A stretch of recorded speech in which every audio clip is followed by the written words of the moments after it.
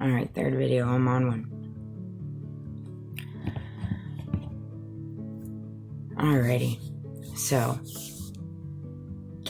this came to me yesterday when I was watching Candace Owens. And she was discussing Erica's speech before Trump. Wow, what a big crowd. I can't believe she led with that. Good gracious. Eek. That said, one thing that popped into my mind immediately is like, you can't relate to the public when you're not of the public. And I think that this is something that they're all kind of starting to pick up on. Like, they expect the public to relate to them, right? In whatever facet, fill in the blanks, whether that be Erica, Trump, the politicians, the entertainers, the people on TikTok, it doesn't fill in the facets, right? People expect the public to relate to them, but they're not of the public, right? The lifestyle that the public carries and has to carry is completely different than what they have to, right? They're not beating the bag. They're not clocking in, 8 to 5, 9 to 5. They're not having to rob Peter to pay Paul. They're not having to figure out how they're going to put food on their tables.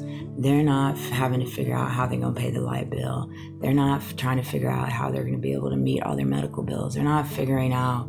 It's completely different. It's night and day. The lifestyles are night and day.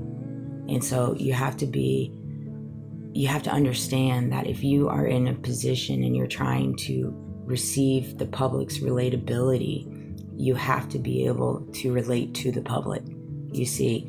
And I think that's where we're seeing kind of the transitionings of, is in reference to like how Candace speaks, Barron speaks, Tucker speaks, all these different, they're kind of changing, and they've been kind of moving towards this because God is calling them to, because so often enough there was a transitioning there prior where we had all these people in all these prominent positions speaking to the public, speaking at the public, but there was no relatability there.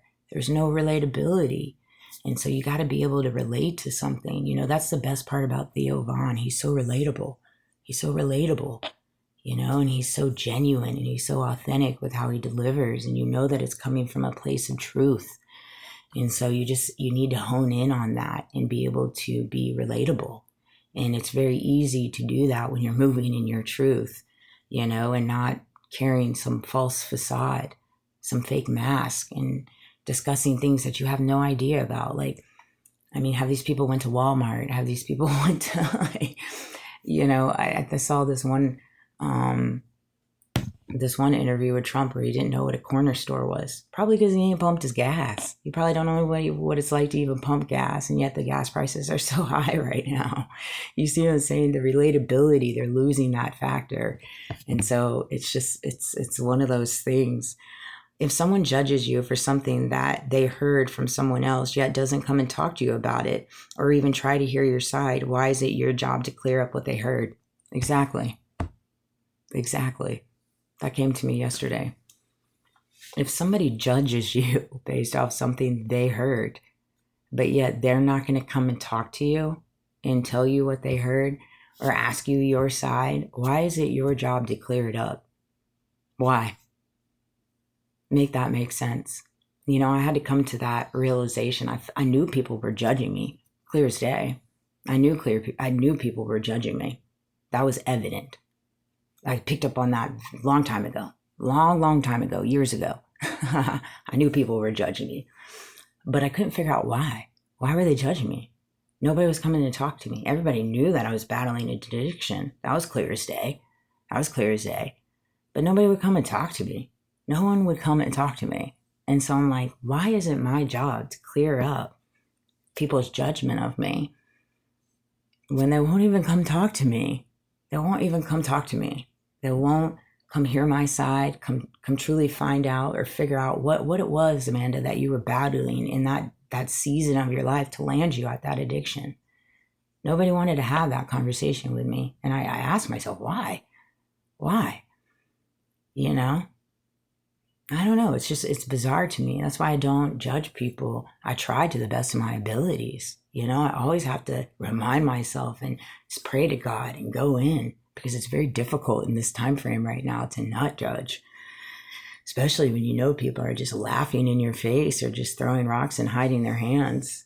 It's like, you're judging me, and yet you won't even tell me what you're judging me for. And then you want me to clear up the reason why you're judging me? Why is that my job? You tell me why that's my job, and then I'll go ahead and work on clearing it up. Tell me why, and then we'll go from there. That's kind of where I'm at. And that's the thing. Like, I know without a doubt, Kash Patel is on the battle bus. He's on the battle bus. He's battling something right now. Whether that's drinking, whether that's an addiction, he's battling something. There's something inwardly that he's battling. For me, I believe it's his consciousness. Truthfully, I think it's his consciousness that he's battling. I think that's what Trump's battling right now, is his consciousness. I think that's what a lot of these people are battling, besides Erica. She seems to be okay. She seems to be able to hold the line. You know what I'm saying? But you can see that there are those that walk right now that are battling their consciousness. And I pray for them to be able to battle whatever it is they're battling. By the grace of God, I was able to battle that. My addiction with just God in me. I didn't have any help in my reality, in my inner world. No one. Absolutely no one. Nope. If anything, they threw a lot of dirt on me when I was battling, getting over it. They sure did. Intentionally too. And they know it. I know it too. And at this point, you should be ashamed of yourselves. I mean, you really should. That's a different type of evil. To throw dirt on someone when you know that they're in the fire and you're throwing fuel on it intentionally, to hide your dirty secrets, to hide what you're a part of and what you've been doing for years. I went down the lane of looking at some of these businesses and the connection between Tallahassee and the business and one of them. And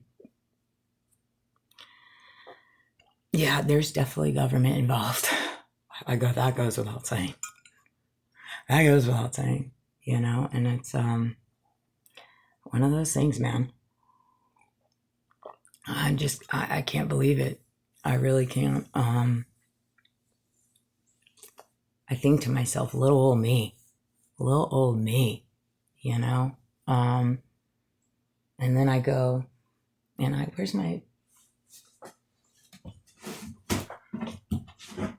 and then I read the Bible that my grandmother and grandfather gave me. December 25th, 1997. 1997.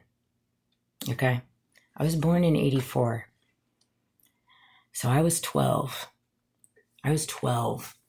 When my grandparents gave me this. And this is what my grandmother wrote. It's like she knew that there was some heaviness to come in my life and that this was going to be the only thing that saved me. She knew. They knew. And you fill in the blanks for whatever you believe in this story, but I know without a doubt that is true. For her to write, "We dedicate this book to you, Amanda, as your personal and primary guide to solving any and all future problems, troubles, or difficulties that might interfere with your successful journey through life."